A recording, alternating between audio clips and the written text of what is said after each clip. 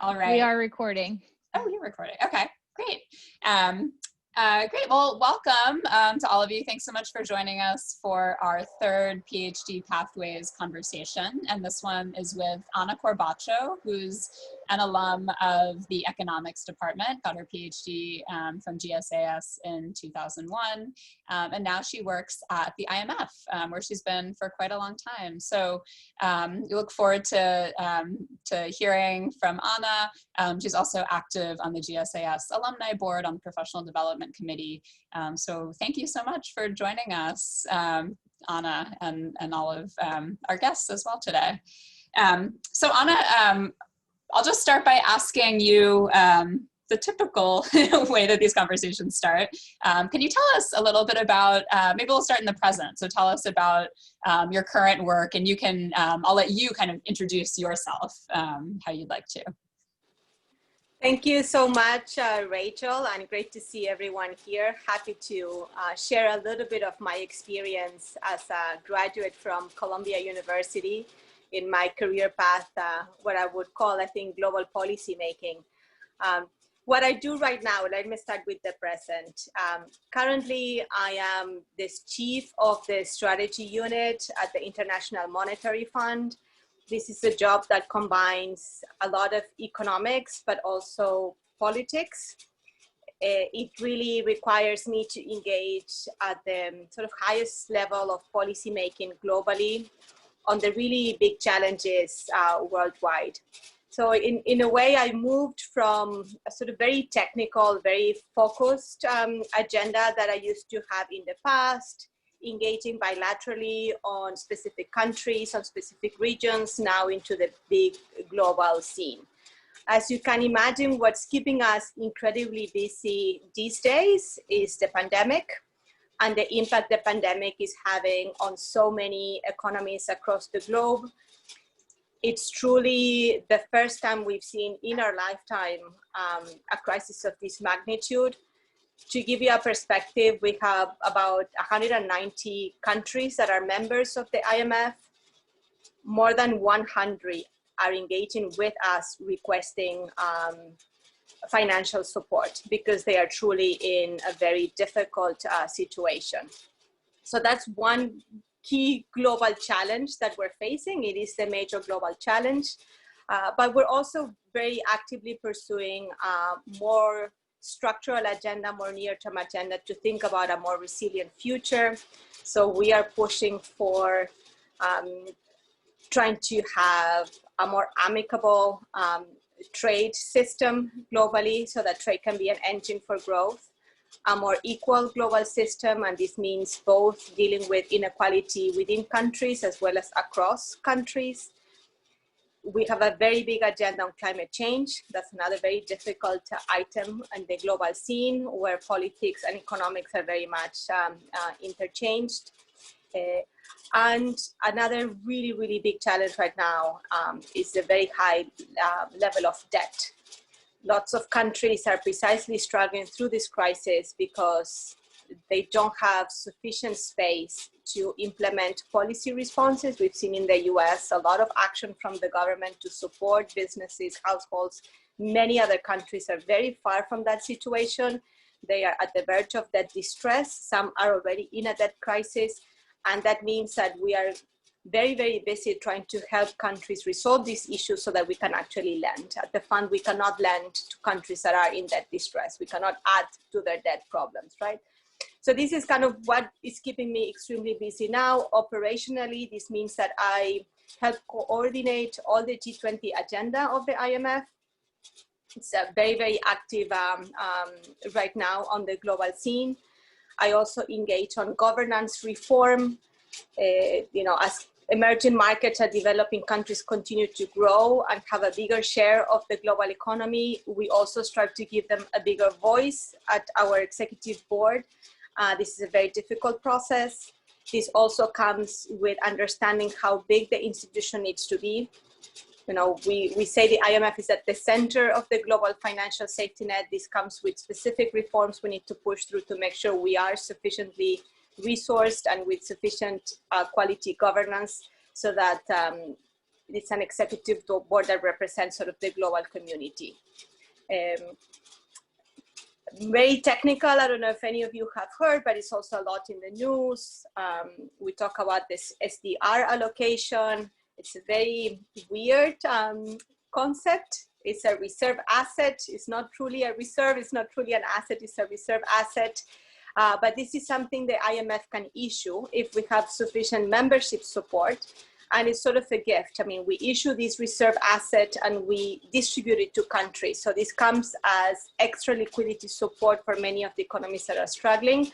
And that's a big agenda that is keeping me super busy these days. So that's what's currently taking me busy. I'm happy to talk about my past life in the fund if people have questions or are interested. But let me stop here, Rachel, and then you can ask me more.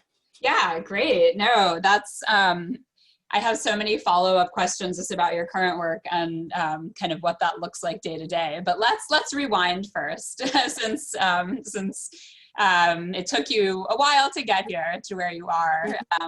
And could you tell us what was your first job out of graduate school? And then maybe you could kind of quickly fill in the intervening years. So what was that first job and how'd you get it?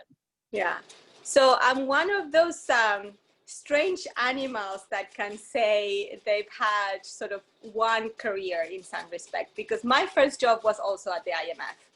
I joined the IMF in the economist program. This is sort of a young professionals program. They recruit a very small group, maybe like 20 to 30 max per year in this program.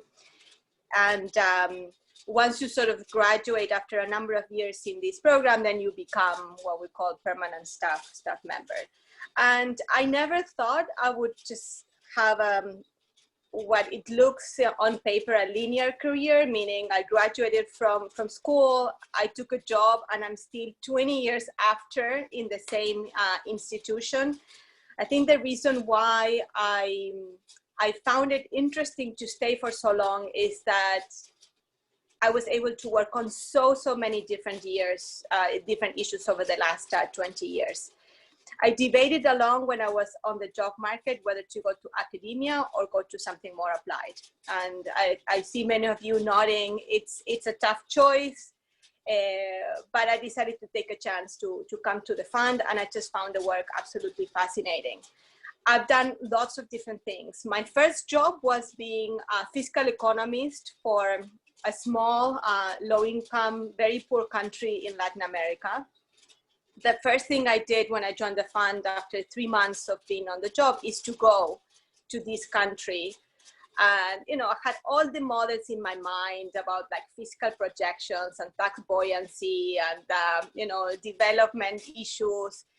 And the first thing I did is literally sit next to a tax expert from the Ministry of Finance that was struggling to put together a tax package in the middle of a fiscal crisis. It's like, you know what, this is hands-on. Forget the model. What can this country do literally next month so that Congress will approve this tax package and we can get this crisis, this country out of crisis. And I felt that that was such a strong immediate impact where you use, of course, all of your analytical and your academic background, but it's truly about policy making on the ground. From then on, I went everywhere. I think I've been to every region in the world except for Africa. That's my next challenge. I want to get to Africa at some point in my career. But I've worked extensively in Latin America, in Eastern Europe, in Asia. Very early on in my career, I didn't have kids, so I was traveling like a mad person, doing 7 to 8 trips of 2 to 3 weeks each per year, going to try to help countries that were in trouble. After that, I had to take a pause from traveling. I wanted to be home, so I went more into a sort of more academic, more analytical career track. And I joined what we call a regional studies division. You may have read with, you know, these are divisions that put regional reports out there. And I thought that would be my quiet time, right? So I moved to this post in 2008. And I was writing about overheating and how the global economy was just doing amazing. And then Lehman collapsed. literally the week we were sending our reports out, I was like, oh, we need to rethink. I think this is a major deal. So, you know, my sort of what should have been my easy job was writing about the regional outlook in Latin America through the midst of the global financial crisis. It was very, very tough, but to be frank, nothing compared to what we're living right now. After that job, I went to Asia for a while. I was mission chief for Thailand. I was also coordinating all the engagement of the IMF with ASEAN economies. These are really fascinating economies that have done so well in many respects, but still face numerous challenges. And after that, I took the job I have now, which, as I described, is much, you know, it's about strategy, it's about corporate, and it's engagement about the very tough, big global challenges, but perhaps less time to think deep and do more analytical work. I took a pause in the middle. I went to the Inter-American Development Bank for 3 years. It gave me a chance to work much more on development issues. I have two hearts on economics. One is much more about macro, the work I do at the IMF, but my second field in the PhD was labor. Working on poverty issues, inequality. I did a lot of work on crime and violence, which is a very critical challenge in the development agenda these days. So it was really a fantastic opportunity for me to sort of go back to other things that I was passionate about during my PhD, and doing a macro career was just not able to do that.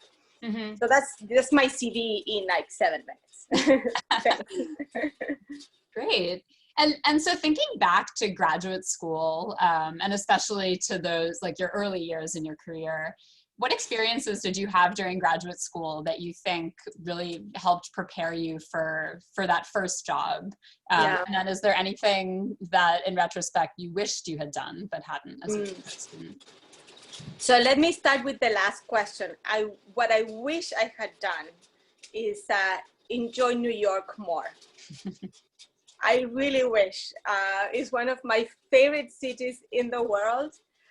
While I was at school, well, I think like probably like many of you, you just don't really have the money to go out much. So you have to be very careful where, you know, which bar you pick to grab a beer, because if you make a mistake, that means that's the last beer of the month, right? So, so that was one thing. I mean, living on campus is great, but you sort of become a little bit lazy to, you know, hop on the metro and go downtown and explore.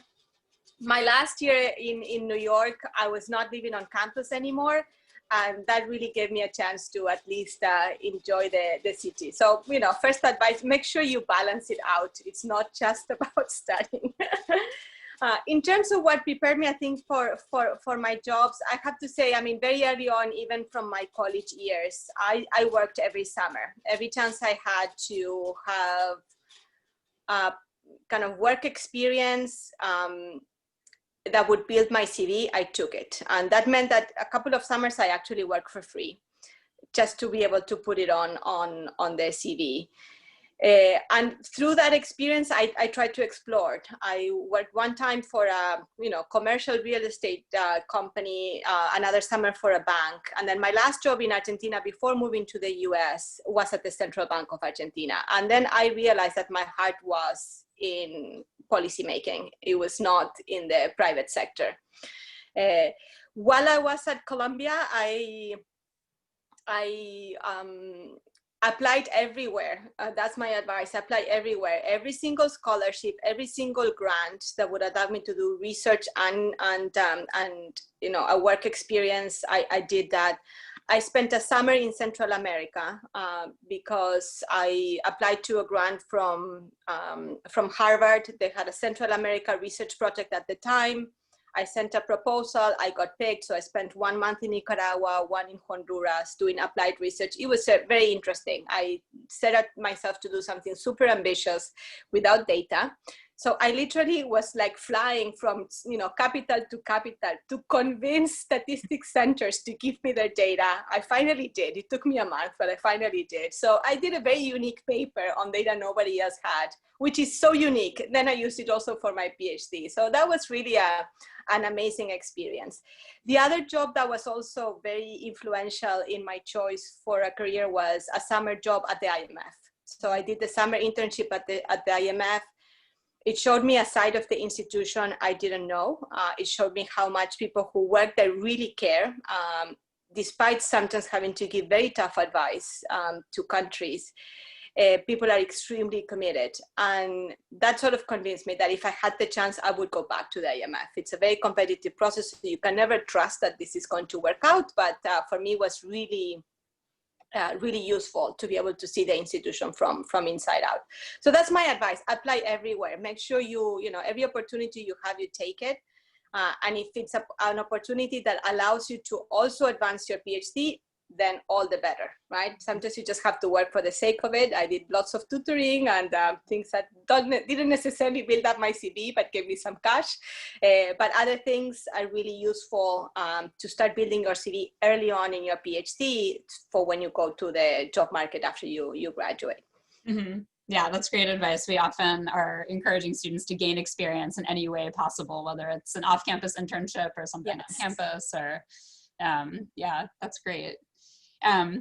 We talked about last week when we were talking about your trajectory, we talked about the fact that you came to Columbia as an international student.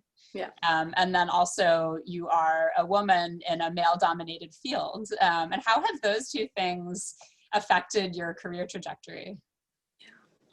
So they're very, they're part of who I am, right? An immigrant woman in the US in a field where there aren't that many women. So it's, I guess it's in some respect, the things that do shape how you approach a career, how you approach life. For me, when I graduated from Columbia, the decision whether to stay in the US or go back home was a really big one. I was married at the time, still married to the same guy. We've been together for a very long time. He's also from Argentina. So from that perspective, it was also a joint decision. It was a family decision, right? Where to stay. I think we've approached it the piecemeal way, as a lot of my friends and colleagues who are from outside of the US, like, oh, we got good job offers. Let's just stay for another 2 years to see what happens. 25 years after, we're still here, right? So in some respect, the way I broke it down, because for me it was overwhelming at that young age to decide that was it. I was just going to stay and form a family in the US rather than go to my home country. I just did it piecemeal. I said, okay, listen, it makes sense for now. We can always go back home. So any of you who are not from the US, who are struggling with this, it's never an irreversible decision. There's always a chance to go home if you want to. And it only takes a flight. You pack your bags and you go. So that's how I felt. It's like, listen, this is what I'm going to do. But if it doesn't work out, it doesn't work out, and we just change gears, and it would be fine. For me, it was about opportunity. It was about being able to experience something different. But at some point, after a number of years, it was more about feeling that I was in a position where I could make an impact. And as much as I struggled about, maybe I should be back home helping, the same issues in my country, I felt I had the chance to do it for any other country, right? So in some respect, it was perhaps less patriotic, saying, okay, it's not going to be my home country, but just given the chance to help other countries around the world, I felt that was a very important calling to me. And this is where we are. We're still here, and now I have 2 American kids. So for the time being, this is my home. DC is the city I've lived the longest in my life. So as much as my roots are very much in Latin America, this is now my house. Mm-hmm. In terms of being a woman, I didn't think about it much. I have to say, going through college and my PhD, I never thought about it. It hit me more in the face when I joined the professional path. because truly, even in my institution, the share of women is quite low. And up until a few years ago, even the share of female managers was extremely limited. Mm. So I would say I spent the first 15 years of my career always being the only woman in the room. The only woman in the team, the only woman in a room. I think now things are improving. This has become sort of an issue, the fact of that we don't have gender balance in the IMF, and it's improving a lot.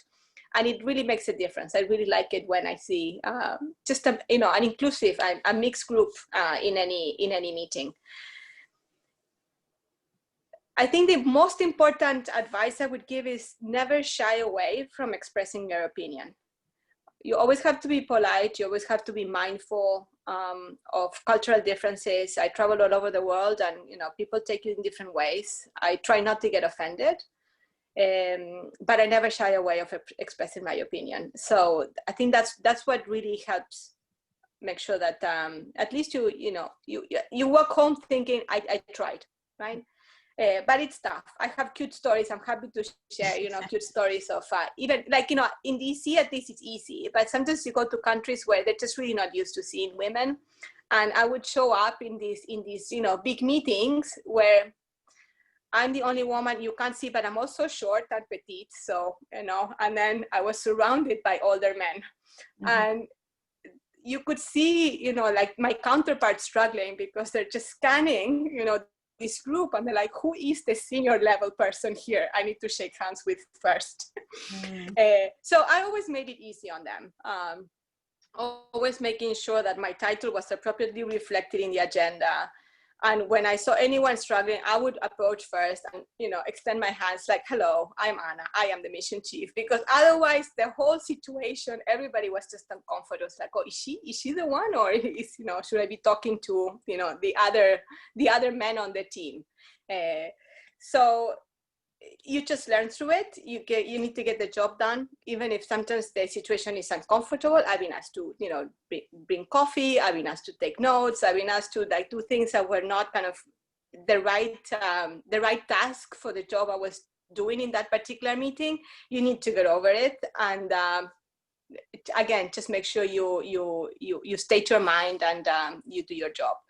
But it's tough. Sometimes you feel like putting your counterpart in his or her place instead.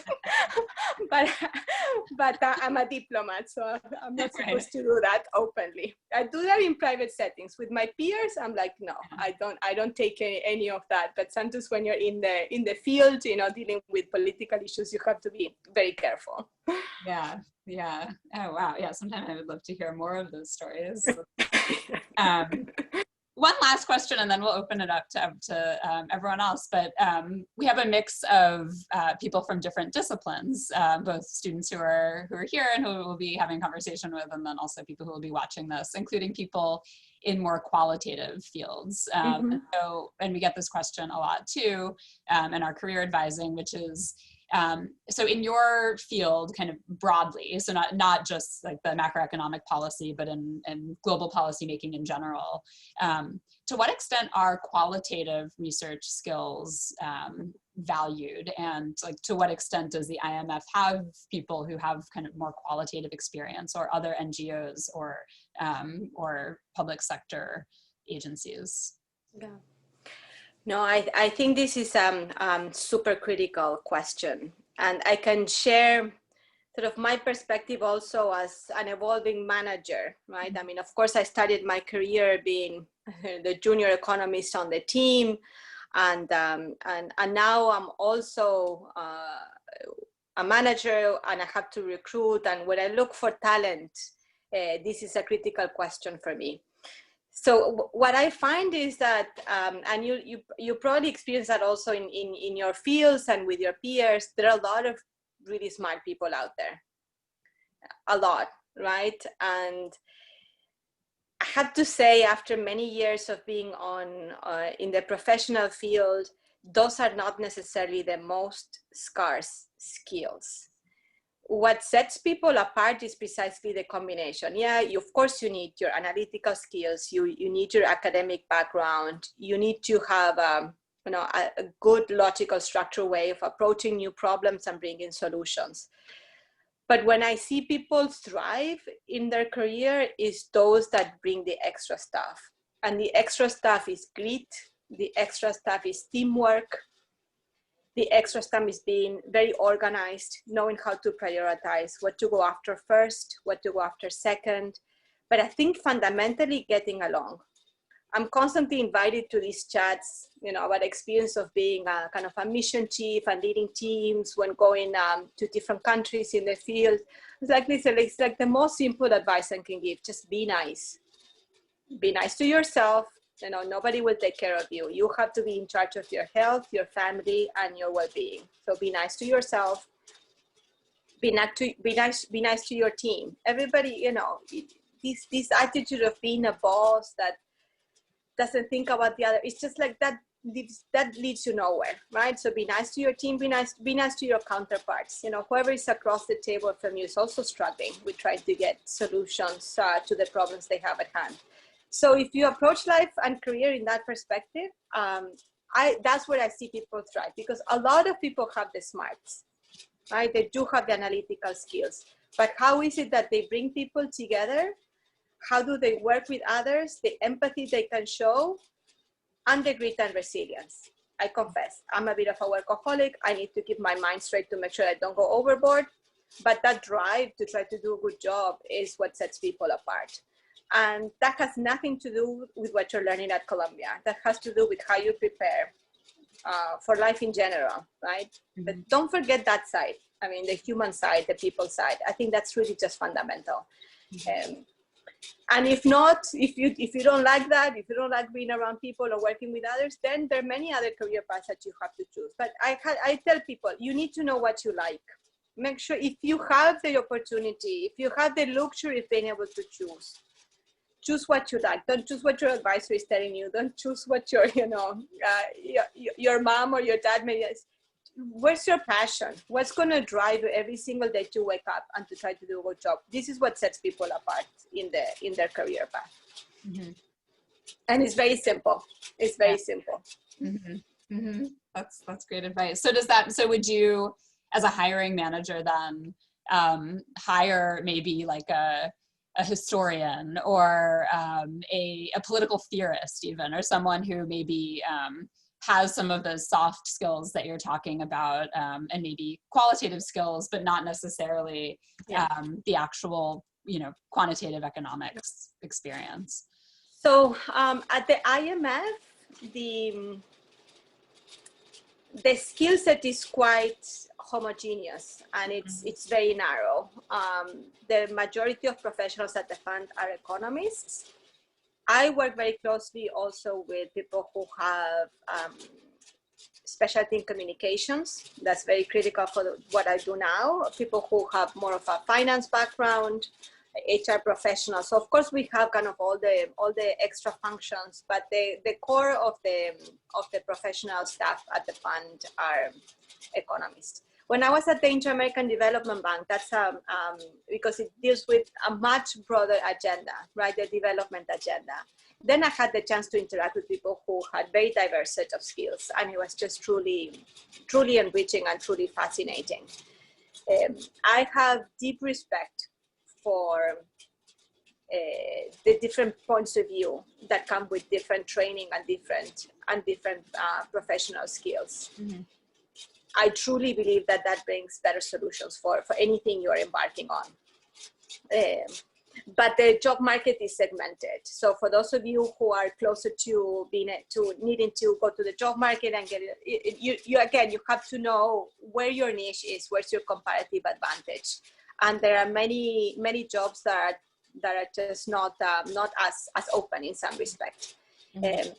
But it's truly important. And I also see sometimes even in places where kind of the core expertise is very clear. I mean, if you want to work in a hospital, most of the people there will be nurses, doctors trained in the health. But if you're in a field that brings something different, again, you have to have the confidence to always state your mind, but there's always something to bring to the table with a different perspective. And it's really up to you to find that niche, to find the way to make your skill set worthwhile to the rest of the team. Mm-hmm.